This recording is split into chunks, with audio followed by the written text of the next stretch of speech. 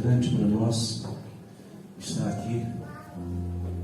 Eu queria nesse momento ter mais uma palavra de oração. Paizinho, ó Deus, como é gostoso estar no meio do teu povo, Senhor. Aleluia. Pai, nada mais é mais gratificante, ó Deus, de que um lugar que nem tínhamos projetado passar, mas de repente o Senhor nos conduz. E aqui estamos, ó Deus, diante do teu povo, Senhor, fazendo não outra coisa senão te adorando, te louvando, te bendizendo, te exaltando, proclamando o teu santo nome, ó Deus, e dizendo que só o Senhor é Deus. Portanto, Pai, toma-nos nesse momento, Senhor, e fala aos nossos corações. Declaramos a nossa carência, declaramos a nossa necessidade de te ouvir falar. Portanto, ó Deus, fala aos nossos corações, no nome de Jesus. Amém. Amém, queridos irmãos, podem tomar seus lugares. Eu estou aqui nesta noite um mistério, porque eu confesso a vocês que eu nem sabia que existia esse lugar. Moro em Fortaleza, já viajei para alguns lugares, e a minha esposa, de repente, ela começou a seguir um casal maravilhoso, chamado Casal de Ouro, que é dessa igreja, irmão Eurípides e irmã Eliette. E assim, por seguir esse casal, então houve esse discernimento de que havia algo de Deus na vida deles, para estar compartilhando com a gente. E assim, sem que eles soubessem, quando a minha esposa entrou em contato, ele nos convidou para estar na casa deles. Viajamos para Campinas, estamos vindo de carro de Campinas, passamos em Alfenas. Não havíamos projetado em pregar em Alfenas, mas lá Deus, de alguma forma, nos conduziu ali, pregamos em algumas igrejas. E de Alfenas viemos para cá. Daqui vamos continuar até chegar à nossa cidade, Fortaleza. Mas quero dizer para os irmãos que é uma alegria muito grande estar aqui com os irmãos. Os irmãos estão diante de uma pessoa que pode falar com muita convicção de que milagre é real. Milagre existe. Antes de começar a palavra, queria só testemunhar rapidamente. Onde quer que eu vá, eu tenho que dizer isso. Em 2008, eu fui diagnosticado com câncer de pâncreas, no pâncreas. Em 2008. E aí fiz uma cirurgia, conversando com o médico.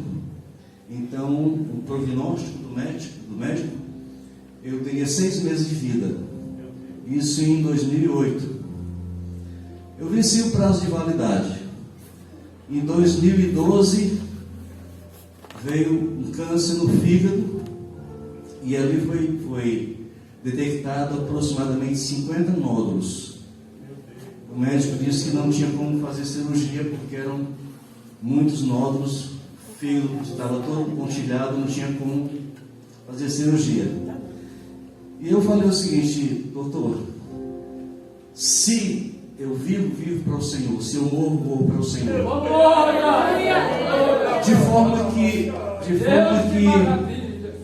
eu perguntei para ele: eu tenho filhos adolescentes, eu preciso arrumar a casa. Quanto tempo mais ou menos eu tenho de vida, doutor? Esse 2012, aqui foi melhor, ele deu 1 ano. Normalmente quem tem esse tipo de problema pode vir até 1 ano. Nós estamos em 2021 e o prazo de validade venceu de novo. Então, queridos, Deus é misericordioso, Ele é bom, Ele é maravilhoso. Ele é aquele que nós podemos confiar verdadeiramente. Esse é o nosso Deus. É por isso, queridos, que às vezes a gente até pensa assim: por que eu estou aqui? Porque Deus trouxe você aqui. Não foi por outra razão. E eu queria estar compartilhando rapidamente com os irmãos um texto das Sagradas Escrituras. Antes disso, eu queria contar uma historinha rapidamente. Imagina você, um homem que tem um problema social, um homem que é proibido por lei de se aproximar das pessoas. Ele não pode chegar próximo das pessoas por conta de uma doença grave. E por conta dessa doença grave, que contamina outras pessoas, ele é considerado impuro e não pode se aproximar das pessoas. Mas esse homem, ele tem um conhecimento de que um advogado dos bons estaria na cidade. Ainda por cima, esse advogado, ele era também médico. E era portador de um elixir, que esse elixir tirava a doença do homem e ainda resolvia o problema social dele, dele poder novamente ser reintegrado à sociedade. Imagina você se uma pessoa nessa condição tem o conhecimento que esse advogado, esse médico chega, como ficaria o coração desse homem? Se fosse você, qual era o seu sentimento? Você tem um problema que sabe que não tem solução, mas sabe que alguém está chegando, somente aquele que está chegando tem essa solução. Lá em Mateus 8, versículo 1 ao 4, está escrito essa história, e está escrito também, está em Mateus, Marcos, Lucas. Em Lucas, no capítulo 5, versículo 12 ao 16, vamos estar lendo Mateus, que diz assim: e descendo ele do monte, seguiu uma grande multidão, e eis que veio um leproso e o adorou, dizendo: Senhor, se quiseres, podes tornar-me limpo. E Jesus, estendendo a mão, tocou, dizendo: quero ser limpo. E logo ficou purificado da lepra.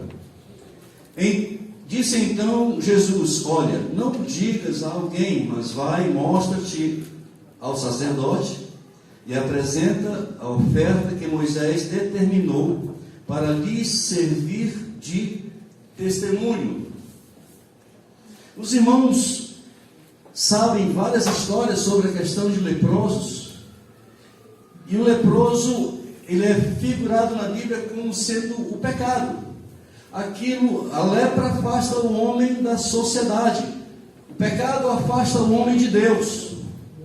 E esse homem, ele estava, imagine uma pessoa que ele convive com a sociedade, convive com sua família, daqui a pouco começa a ter problemas na sua pele de tal forma que esse homem é tido como impuro, é obrigado a sair do meio do povo e morar nas cavernas, morar afastado do povo. E esse homem ainda tem um detalhe: ele carrega uma mazela sobre o seu corpo, que quando ele precisa ficar pelo menos a 15 metros das pessoas, e quando ele vem, ele tem que gritar: impuro, impuro. Imagina os irmãos a qualidade de vida que uma pessoa dessa tem. Eu penso que essa pessoa já morreu. Em vários aspectos, essa pessoa já morreu, até porque a lepra, na época, era uma coisa que não tinha esperança. Portanto, era uma pessoa totalmente sem esperança, sem possibilidade alguma de cura. Jesus, o nome doce, Jesus, ele está encerrando o Sermão do Monte, está descendo, agora está chegando com aquela multidão, e esse homem, ele comete uma infração. Ele vai diante daquele povo, se mete no meio do povo, se ajoelha diante de Jesus e declara: se tu quiser, tu pode me curar. Glória a Deus. Se tu quiser, tu pode me curar. Sabe o que é que eu admiro Jesus, entre tantas coisas? É que Jesus podia simplesmente dizer: ser curado. Porque a lei dizia que ninguém podia tocar um impuro. Ele podia dizer simplesmente: ser curado. Assim como o centurião chegou para Jesus e disse: o Senhor basta mandar um recado e o meu servo será curado. Então Jesus poderia dizer, mas ele não disse. Sendo aquele homem impuro, Jesus faz questão de tocar o impuro. Mas o que é legal disso aí, queridos, é que quando alguém tocava o impuro, ficava impuro. Mas quando Jesus toca, Jesus não fica impuro. E o impuro é purificado. Aleluia! Aleluia! Sabe, queridos, com Jesus a coisa muda.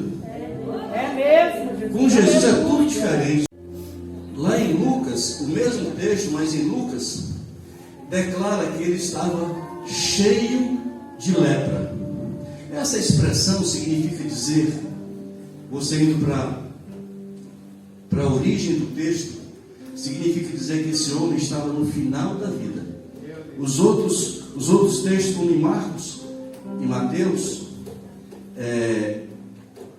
apenas cita que era uma lepra. Mas Lucas era médico. Então, quando falava qualquer coisa sobre doença, ele falava com mais propriedade. E ele dizia o seguinte: esse homem está cheio de lepra. Ou seja, a situação dele era muito ruim. Muito ruim. Depois que ele toca Jesus, fica muito boa. A lei dizia que um homem, aqui tem um mistério muito grande, porque a lei dizia que um homem, se fosse purificado da lepra, ele teria que se apresentar ao sacerdote, porque Jesus manda que ele se apresente ao sacerdote. Em Levíticos 13, 14, tem toda a declaração acerca de um leproso, o que era preciso fazer se um leproso de repente ele fosse curado. Então ele começava-se uma investigação para saber se de fato esse leproso tinha sido leproso. Depois ia ver se de fato ele teria sido curado da lepra. E em terceiro aspecto, ele ia ver em que contexto, qual foi o ambiente que ele foi curado.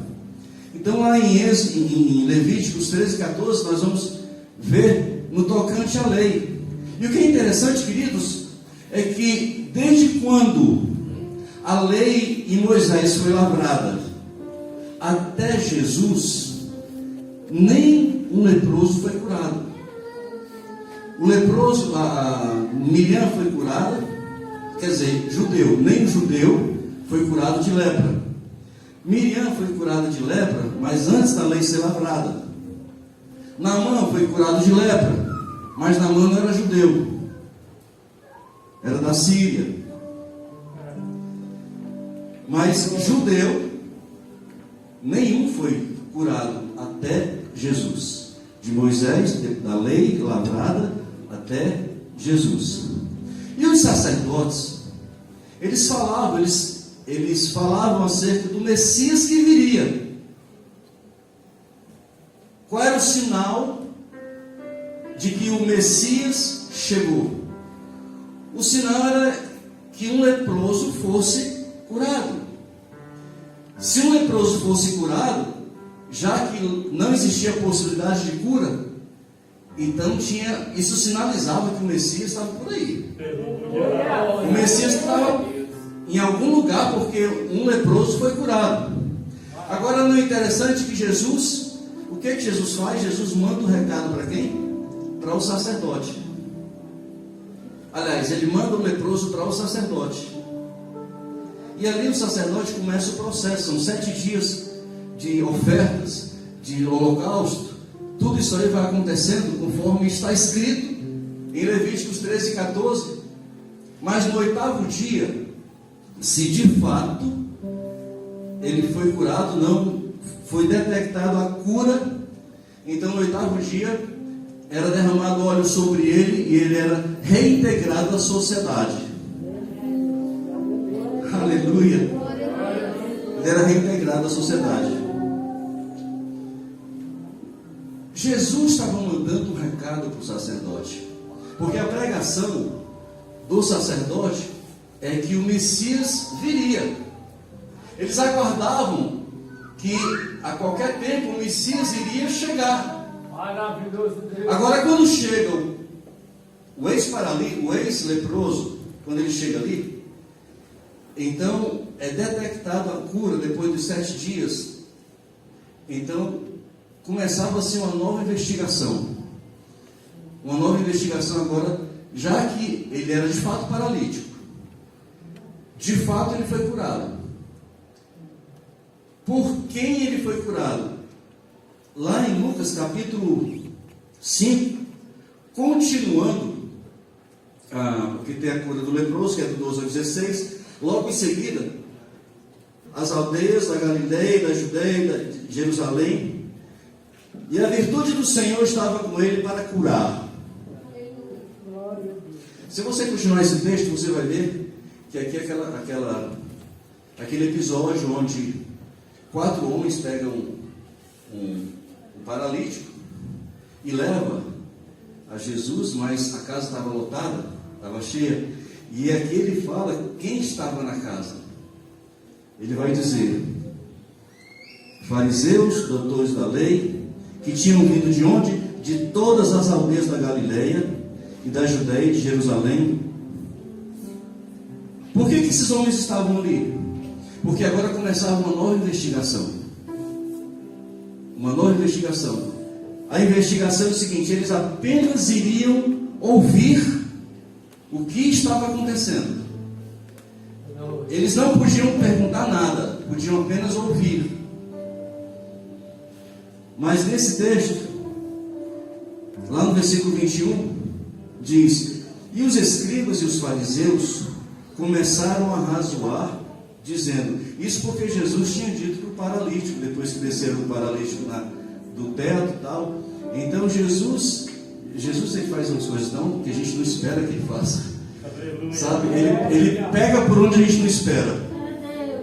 Ora, o homem era paralítico. O que o homem queria? Ser curado. Então o que Jesus diz? Ser curado? Não, Jesus diz: perdoa os teus pecados. Agora, por que Jesus diz isso? Olha só. E os escribas e os fariseus começaram a razoar, dizendo: quem é este que diz blasfêmias, que pode perdoar pecados, senão só Deus? Olha que eles arrazoavam, eles pensavam entre eles, apenas pensavam, eles não questionavam, porque eles estavam ali para observar Jesus. É por isso que Jesus não diz direto que o homem fosse curado, mas ele diz: perdoados estão os seus pecados, porque Jesus estava provocando aqueles homens, para que saibais que o Filho do Homem tem poder para perdoar pecados. Aleluia! Porque é mais fácil dizer: perdoa os teus pecados, ou dizer: levanta-te, toma teu leito e anda. Sabe, queridos, Jesus não tem problema de relacionamento. Jesus não tem problema de dificuldades, não importa a dimensão da causa. Por que Jesus tocou aquele homem? Por que Jesus tocou? Porque Jesus gosta de gente. Jesus, ele poderia só falar, mas não só falou, ele tocou. Glória a Deus. Ele arriscou, porque a lei dizia que não podia. Mas o recado estava dado. Glória a Deus. O Messias chegou. Aleluia. O Messias chegou. É por isso que nós somos entusiasmados, recebemos a palavra de Deus, nós começamos a ter o direcionamento de Deus, pela intimidade que Ele nos leva no relacionamento, pela leitura da palavra, pela comunhão, pelo jejum, pelas orações, por meditar na palavra. Então o que acontece? Nós começamos a observar que Jesus não veio apenas para aquela época, mas Jesus está presente. Jesus está hoje conosco. Essa igreja existe porque Ele está aqui. Ela não existe por acaso, ela não nasceu por acaso, mas havia um propósito de Deus. Aleluia. E muitas coisas, queridos, acontecem no caminho. Há muitas coisas que acontecem no caminho. Jesus sai para curar uma menina. Ele sai para curar uma menina e no caminho tem uma mulher que há 12 anos sofria do fluxo de sangue. Onde é que ela estava? No caminho. Por que ela estava no caminho? Porque ela ouviu falar de Jesus. Aqui está o mistério da missão. É o mistério do evangelismo. Falar de Jesus. À medida que nós falamos de Jesus, mais pessoas são transformadas. À medida que falamos de Jesus, mais pessoas são tocadas. À medida que falamos de Jesus, mais pessoas conhece quem Ele é. E assim nós começamos a saquear o inferno e povoar o céu. Aleluia. Glória a Deus. Deus é maravilhoso. Deus é maravilhoso. Deus é bondoso, generoso. Ele é aquele que ama, Ele é aquele que sabe amar. Esse é o nosso Deus. Eu fico pensando, queridos, como é que vem uma ideia dessas? Eu estou em Fortaleza. Eu sou pastor de uma igreja há 24 anos. Antes dessa igreja eu pastorei por 6 anos. E aí de repente a minha esposa diz: eu tenho vontade de ir nessa cidade, Pratinha. Eu digo: mas de onde é isso? É em Minas Gerais. Aí a gente começou a olhar no mapa como é que fazer para passar por aqui, para chegar por aqui. Então Deus nos abençoou e compramos um carro lá em Campinas. Fomos para Campinas, Fortaleza para Campinas. Aí, a sede da nossa igreja é em Campinas. Passamos uns dias por lá. E passei em Alfenas. Tive esse privilégio de rever alguns pastores colegas de ministério. E a gente na estrada disse: minha filha, como é que Deus faz coisas que a gente não imagina? Sabe? Nesse caso, Pratinha estava no meu caminho. Os irmãos não imaginam como eu tenho sido abençoado. Os irmãos não imaginam, não fazem ideia do poder de Deus que tem nos movido, tem nos tocado, tem mexido com a gente. Chegar numa cidade como essa, conhecer um povo simples, um povo abençoado, um povo alegre. Tá? E quando nós chegamos numa igreja como essa, nós percebemos a ação do poder de Deus.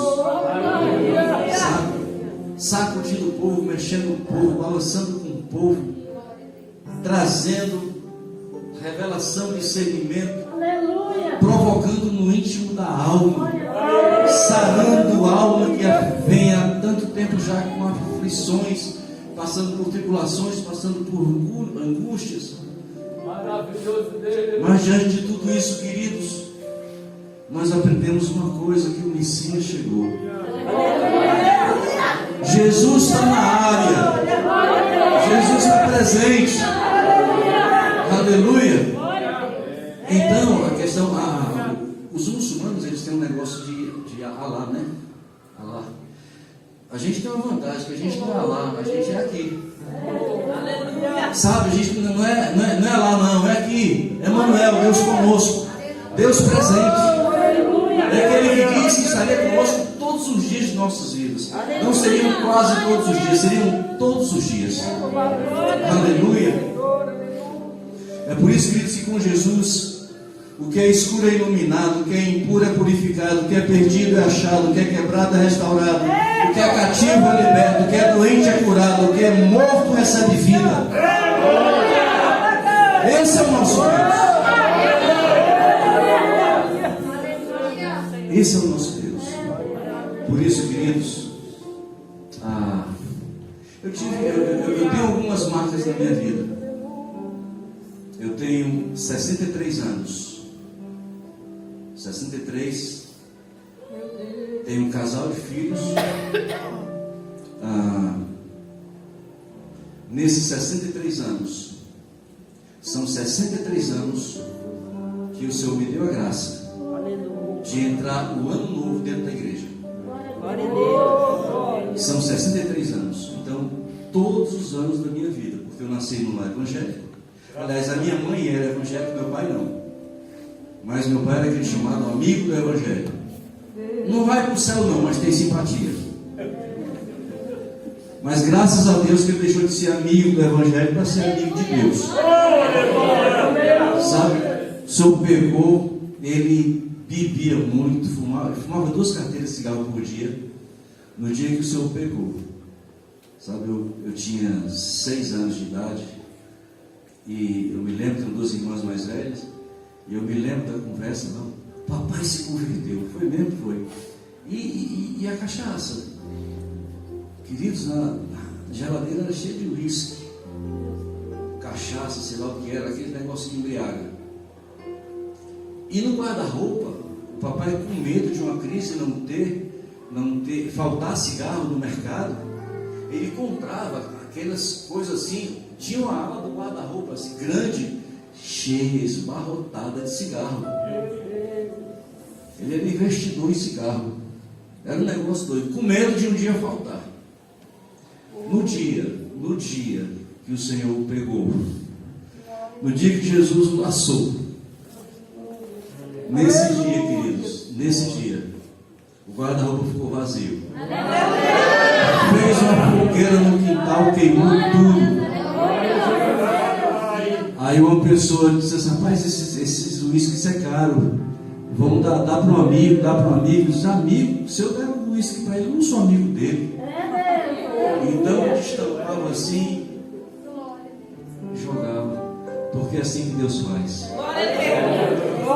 É por isso, queridos, que não tem notícia melhor de que o Messias chegou. Esse foi o recado dado para o sacerdote, porque o sacerdote agora, depois das investigações, ele percebe, é tanto que a partir daqui começa agora as perseguições a Jesus. Jesus começa agora a ser perseguido. À medida que ele se aproximava de Jerusalém, que os sinais iam acontecendo com mais incidência, cada milagre maior do que o outro, e eles tinham aquela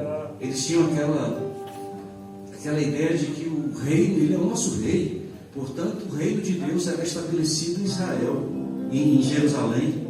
Eles imaginavam que quando chegasse em Jerusalém, então ali iria se romper o reino do homem, se estabelecer o reino de Deus, mas ao invés de ter um trono em Jerusalém, tinha uma cruz para ele. Mas sabe o que é interessante, queridos? É que a cruz não é o fim. A cruz estava no caminho. Ele passou por lá para que eu e você não passasse. Aleluia! Esse é o nosso Deus. Esse é o Deus que podemos confiar verdadeiramente. É o Deus do impossível, é o Deus que tudo pode. Aleluia. Esse é o Deus que de fato, nós podemos crer. Eu quero estar finalizando, não quero estar tomando muito tempo dos irmãos. A gente tem que ter discernimento sobre o que Deus quer fazer, o que Deus quer falar. E nós estamos aqui apenas para isso. Os pastores, os presbíteros, evangelistas. Quando nós observamos o sacerdote, ele viu em Jesus um paradoxo. Jesus, porque estavam tanto tempo esperando, e agora quando chega, parece que não chegou. E, gente, é engraçado. Pedro está na prisão. Ele é preso. Aí tem lá um grupo de pessoas orando para que ele saísse da cadeia, da prisão. Vai o anjo lá e liberta Pedro. Pedro sai, agora vai na casa que estavam orando para ele ser curado. Quando ele chega, o pessoal se espanta, não pode ser Pedro. Ora, não pode ser, não estava orando por isso? É Deus. Não estava orando por isso? O que dizer? Eu não acredito que ele apareceu. Então, queridos, quando falta o culto, o negócio é sério. Aí depois ele diz, eu só vou vendo. Mas também nunca mais faltou um culto. O próximo culto ele estava lá. Jesus apareceu, toca aqui. Toca nas marcas. Aleluia. O Messias chegou. Glória a Jesus. O que os escribas e fariseus viram em Jesus? Incontestável. Não tem jeito, é Ele. É Ele. Glória a Deus. Não importa se ele diz perdoados são teus pecados, ele diz também ao paralítico, levanta-te e anda. Diz ao leproso, ser limpo. Diz ao cego, receba a visão. Glória a Deus. Oh, bendito seja o nome. O leproso vem Jesus o quê? A solução para os seus problemas. Sabe, queridos, precisamos pulverizar a palavra de Deus, onde quer que vamos. Chegar e dizer: Jesus é o mesmo. O Messias chegou. E não podemos perder tempo. Glória a Deus. Aleluia. Como você vê Jesus? Santo é o Senhor de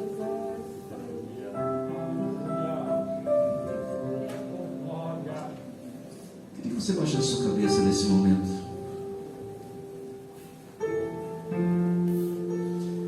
Há uma possibilidade de alguém aqui estar desesperançoso com alguma situação, algum problema, alguma dificuldade, algo que vem machucando a tua vida, mas você sabe, tem convicção na tua alma que o Messias chegou. Independente do nível de problema, de dificuldade, independente de como você está, a solução está nele. Glória a Deus. Paizinho querido, ó Deus, no nome de Jesus. Oh, aleluia. Oh, Deus. Santo Deus, eu te louvo pela tua palavra, Senhor. Eu te louvo, ó Deus, pelo poder que emana do teu trono e atinge a tua igreja, atinge o teu povo. E assim, meu Pai, Jesus, o Senhor disse que já não vos chamo de servos e sim de amigos, porque é o amigo que se revela os verdadeiros segredos. Os teus segredos estão sendo revelados, Senhor. Portanto, Pai, no nome de Jesus, no nome de Jesus, sonda cada coração nesse lugar e traz respostas, Senhor, às suas causas. No nome de Jesus, cancela todo o intento do diabo, Senhor. Não permite, ó Deus, não permita que Satanás venha obscurecer a vida desse irmão, desta irmã. Mas, ó Deus, que todos estejam libertos pelo poder que é no sangue de Jesus. Assim, meu Deus, eu te louvo e te agradeço, ó Pai, por esse culto tão abençoado, por esse povo que tem o brilho de Jesus, por esse povo, ó Deus, que reflete luz. Obrigado, meu Deus, por ter conhecido o pastor desta igreja.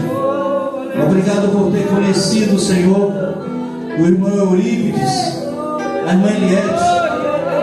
Eu peço, ó Deus, no nome de Jesus, que o Senhor guarde esses irmãos, juntamente com seus filhos, sua família, e que o teu poder que emana do teu trono, Senhor, continue, ó Pai, nos cobrindo, nos blindando contra as hostes malignas, Senhor, no nome de Jesus, no nome de Jesus, no nome de Jesus. Amém.